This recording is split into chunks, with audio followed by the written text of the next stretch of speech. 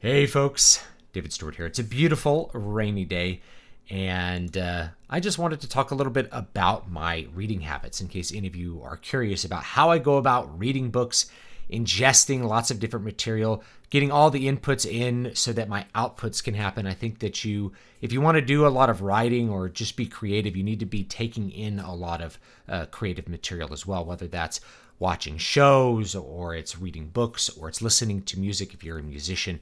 I think you need to be consuming or at least enjoying art pretty often if you want to continue being creative. So here's my basic reading habits. I wake up in the morning, and when I say I wake up, I mean my children wake me up because during the normal part of the day, I'm a stay-at-home dad and I work mostly in the margins and at night.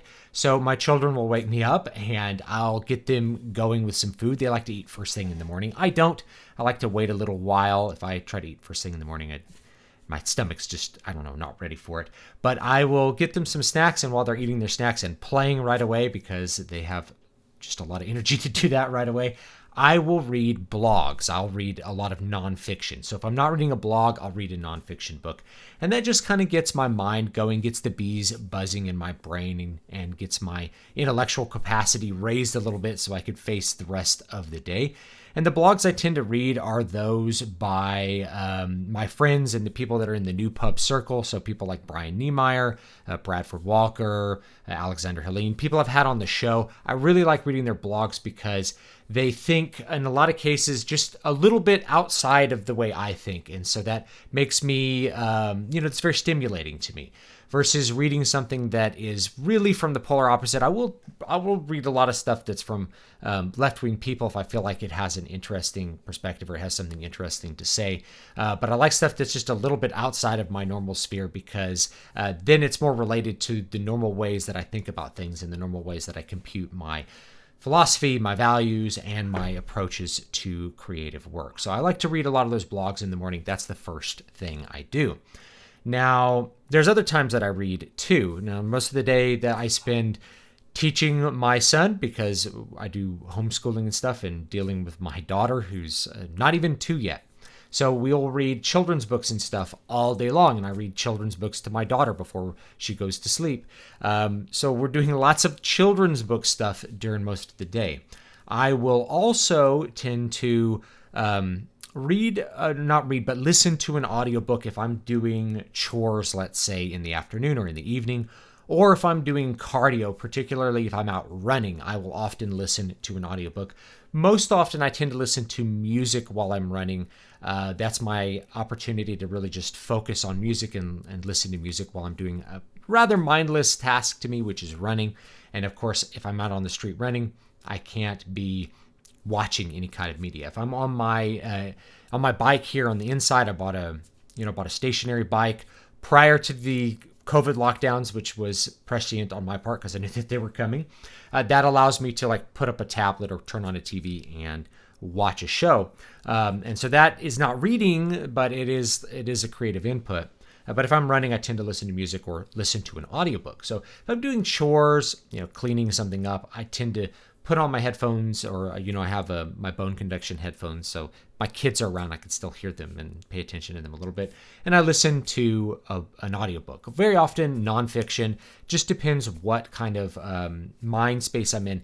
I tend to alternate between reading lots of fiction and reading lots of nonfiction, but I'm always reading some fiction every day. Now, there's another bit of reading I do, which is before my kids go to sleep, the last thing we do is I read to them. I will read them a book, not like a picture book, but an actual chapter book, usually one that's more directed towards children. So, I just finished reading my children The Hobbit, right? Which I've read before, but my son doesn't really, remember it, or he only knows the cartoon, the Rankin Bass cartoon. So he really enjoyed reading that book. So I read books that are more for children, but are, substantial chapter books. And that's a lot of fun for me. I like to do the voices. So it kind of stretches my acting chops a little bit. And it's pretty enjoyable. I think my wife enjoys it too. So that's what we do before we go to bed. Then, of course, I said I will read just picture books to my daughter to help her go to sleep for our bedtime routine. After that, I get to work, and I'll usually very often I'll exercise before I get to work. But sometimes if I've managed to get cardio in earlier in the day, I'll just get right to work. And once I'm done working, which is usually for me writing or doing stuff, with YouTube or internet business kind of stuff, or, just book business stuff, which can take up a lot of time. Then I will usually end the day with something that is a transition away from work, something that gets me to disengage with my thoughts about, the channel or the thoughts about my books, how they're doing, or this, intense writing sessions. And I will very often read to end the day. So I'll either read or play a game or do both. So sometimes I play a game.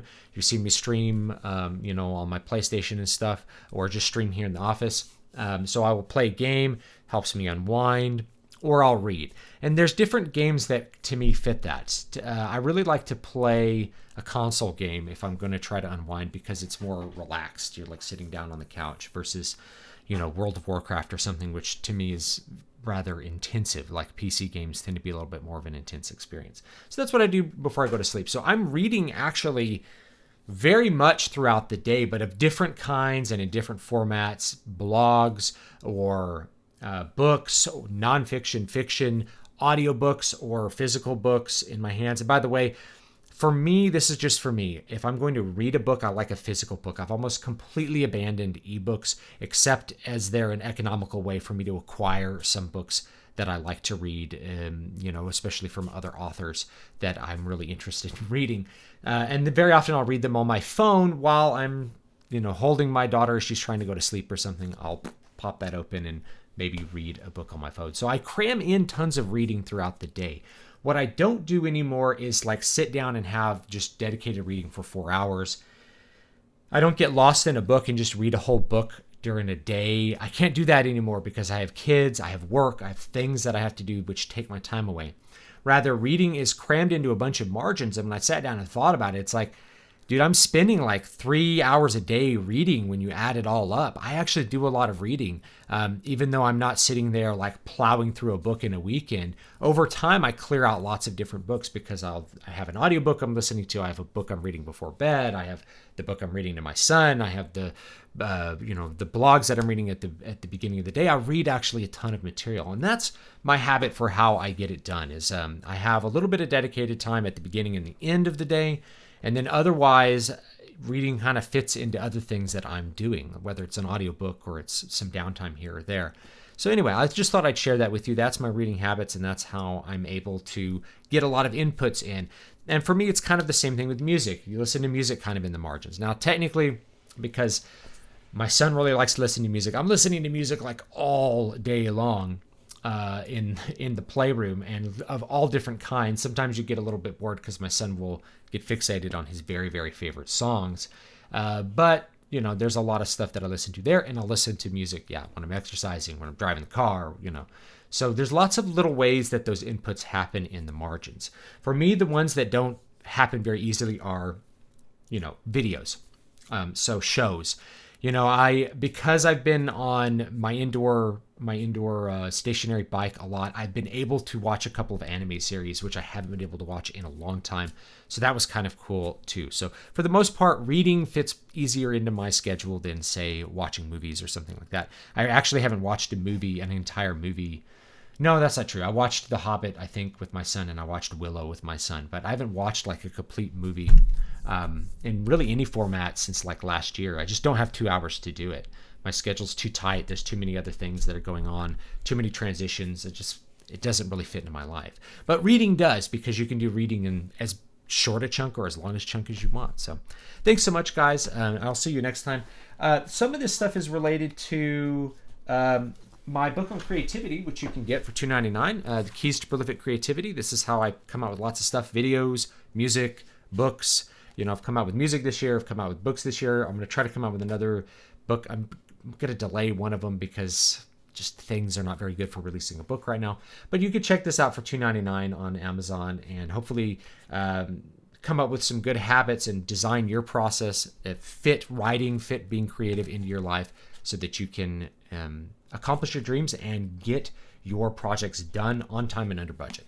So thanks so much, and I'll see you all next time. Have a great one.